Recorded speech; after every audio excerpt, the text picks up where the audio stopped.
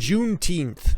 Something I hadn't heard about prior to last year, probably when it started to bubble up, but I know it's been banted about for a while that maybe it should be a federal holiday, maybe it shouldn't be, but it was something that was brought up that was a very, very easy victory for Trump. He could have just signed this, and it could have been made a national holiday. He could have made June 19th the official day that the Emancipation Proclamation took effect and slavery was effectively abolished in the United States.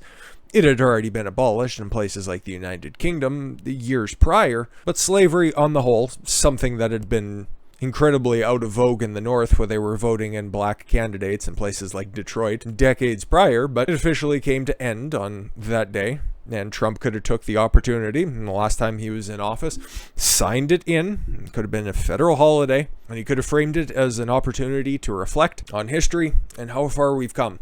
But instead, Biden took the easy layup. Okay, this was just waiting right there, waiting for him to just sign it into law to make everybody forget about the disastrous trip that he just took in Europe and then the ass kicking he got from Putin. Yeah, no, I'll just lay it up like this, and now we can attack Whitey because that's all his speech and his announcement of making Juneteenth National Independence Day. He could read a speech somebody else provided for him, and then he could think the N-word but not say it. Or perhaps he could be a little bit like his son and just not want any of the yellows out there. Again, this is about the only thing I'm going to bring up when it comes to this, because some moral Puritans are out there. Oh, we should cancel Hunter Biden because he said yellow in reference to Asians. Okay. Again, the private conversation that was leaked out there. Getting a little too handsy with his cousin, which is a little bit unsettling. And the fact that he didn't want yellows that day kind of seems like he softened his stance based on the pictures that have come out of his laptop. But he's a bag of shit, and there's a double standard. Catch him on what the substance of the laptop actually is, just like the big guy. But the way that Biden framed this in the announcement that there's going to be a new federal holiday, I hate it. I hate it a lot. President Joe Biden signed a law Thursday to make Juneteenth National Independence Day. You should have shortened the name too. Should have just been Juneteenth. The federal holiday.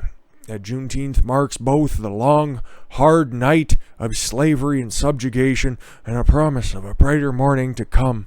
Oh, Joe, it was a lot longer than just one night, but okay.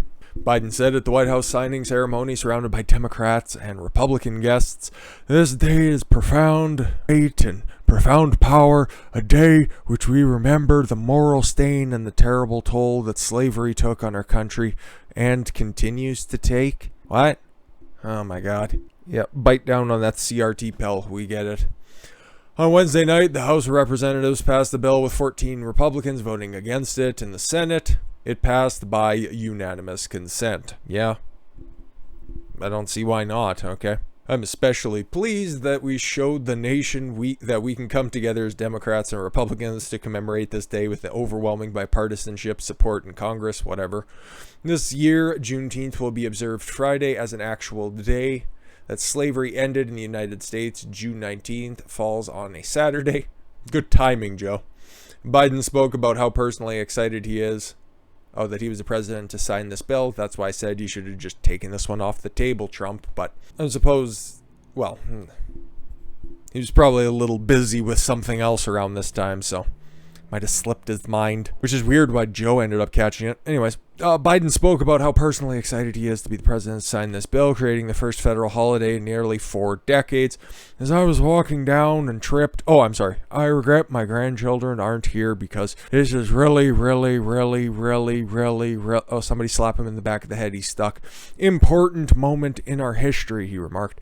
I have to say to you, I've only been president for several months, good grammar, but I think this will go down for me as one of the highest honors I will have as president. Yes, especially if this picture is anything to believe. That end will be coming sooner rather than later. But yeah, I don't see anything wrong with this. It's fine. Okay? I just don't want it to become some sort of one day of year where you can just go ahead and shit on white people officially, but hey, whatever. You do it every other day, so why not just commemorate one day? And it's only fitting, really, if we're going to be fair about this, that a Democrat signs the official day that slavery was ended in the United States and marks it as an official holiday because, hey, they started it to begin with. Anyways, what's going on with Trump? Well, he's announced a first rally speech since departing the White House. couple months ago at this point. He said that he was going to be returning to Rallies, and now we got a date, now we got a place, and there's going to be Rallies. It's a little bit weird. He hasn't announced his candidacy for 2024. You know what? I'm still going to be waiting for the results of the midterm elections. Everybody knows you're going to be running again in 2024, Trump. Let's cut the shit and get to fucking work already. Former President Donald Trump has announced he will resume campaign-style rallies starting next week in Ohio, according to a statement in his office. Interesting. The rally, which will be held in the Lorain County Fairgrounds near Cleveland on June 26, will be the first rally Trump has held since leaving office in January. At the event, Trump will endorse a former advisor, Max Miller, who is running for Congress, Trump's Save America PAC stated on June 17th.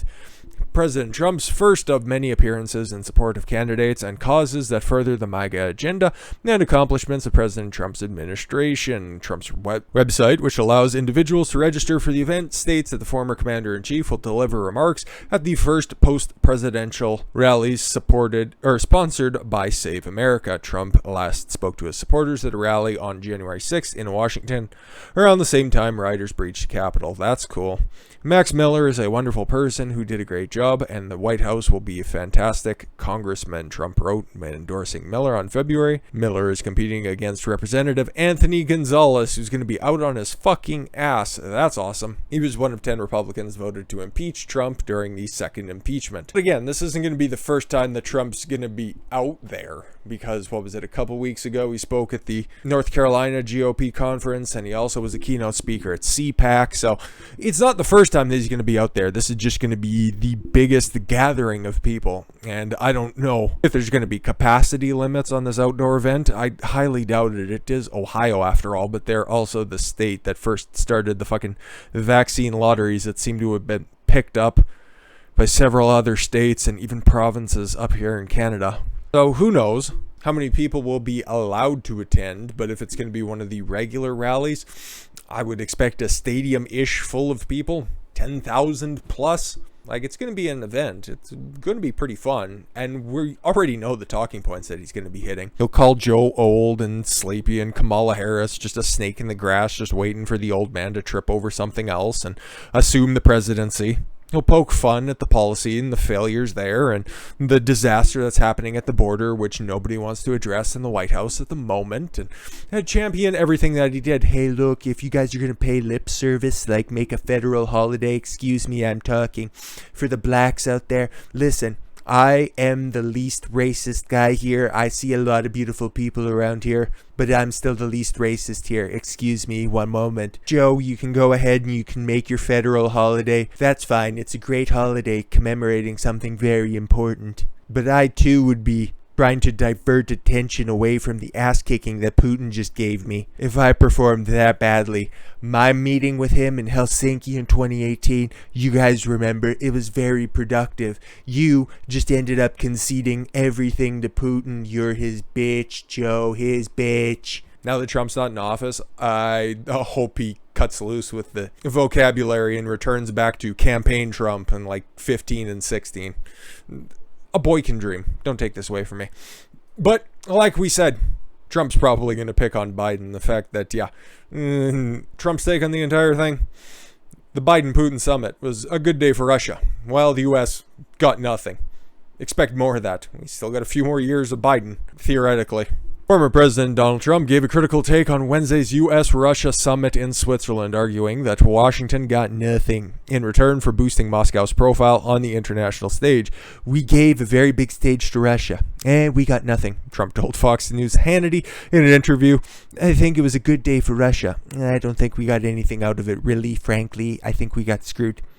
Trump argued that Biden's administration gave up something that is unbelievably valuable by giving a nod to the construction of the Nord Stream 2 pipeline by waiving sanctions against a Russia-owned Switzerland-based company overseeing the project. I stopped the pipeline, Trump said. It was given back and nothing was gotten for it, he added. Yeah, exactly. It was something that's been in the works for a very, very, very long time. Germany and Russia have a very strange history. And the fact that they've been trading energy for a long time, it's not really a secret. It's not really a secret on the grand scheme of things, on the world stage, if it were. But Trump did what he could to block the construction of that, okay? That was one of those trade chips. That was a very important trade chip because this is going to be very important to Russia. Okay? Could he have got some assurances out of Putin? Could he have gotten some sort of trade sanctions off of him by dangling that chip out there? Of course he could have. But what did he do? No, don't worry about it, man. You can go ahead and do it. God, what a fucking unstrategic old fuck. Lawmakers from both parties consider Nord Stream 2, which connects Russia and Germany under the Baltic Sea, a security risk that undermines American interests in NATO. At the summit in Geneva, Presidents Biden and Putin of Russia spent more than 3 hours discussing the issue, 90 minutes apiece, with a 45-minute break in between. After they rejiggered the summit, it was supposed to be like 5 hours long, but you know, Pops can't stay awake that long. He had to give a press conference afterwards and snap at some reporters. The United States and Russia have demonstrated that, even in periods of tension, they are able to make progress on our shared goals. The tension's only one way. Putin just looks at you and laughs. It's just the Democrats trying to build up this old Soviet-era boogeyman. It's just not there. But yeah, periods of tension, they are able to make progress on our shared goals of ensuring predictability in the strategic sphere, reducing the risk of armed conflicts and threats of nuclear war. Today we reaffirm the principle that nuclear war cannot be won and will never be fought. That's cool, that's fun. The Kremlin said on Thursday that it was pleased with what was called a positive summit. Yeah. Normally, when a team wins by 50, they're pretty complimentary to their opponents. And they're like, thanks, can we try this again? Kremlin spokesperson Dmitry Peskov, singled out the joint statement that reaffirmed two countries' commitment to avoid a nuclear war. I don't think we're on the brink of that, but then again, I don't buy all that Russian bot talk. So yeah, I think Trump had a pretty reasonable take on this. Just to recap what happened in Geneva, Biden was consistently on the back foot.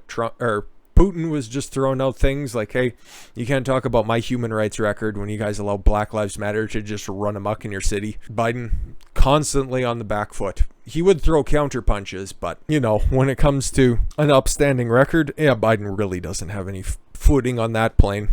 It's the first of many, many embarrassing meetings with world leaders. Can't wait for the meeting between him and Xi officially. Boy, that'll be fun and enlightening. As if the quasi-summit between proxies up there in Alaska wasn't embarrassing enough. Ugh, Xi's gonna wear Biden like a Winnie the Pooh outfit. But moving on from bad and unelected officials, let's move on to the good stuff that's happening in Florida, because two major pieces of legislation have just passed, and they're really positive. They're really great, and once again, based Florida man taking the lead, looking at the ineptness that's happening in Washington, and hey, looking after his own borders and making sure that there's no horse shit going on down there. Such a weird thing to be talking lovingly about what's happening in Florida, because you guys remember all of those, oh, Florida man does this crazy shit, and oh, bath salts.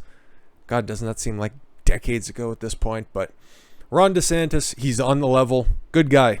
Future vice presidential material. With that said, I thank you all very much for the gift of your time. I've been Don Consuelo. I want you to follow your gut and get after it. And we'll catch y'all later.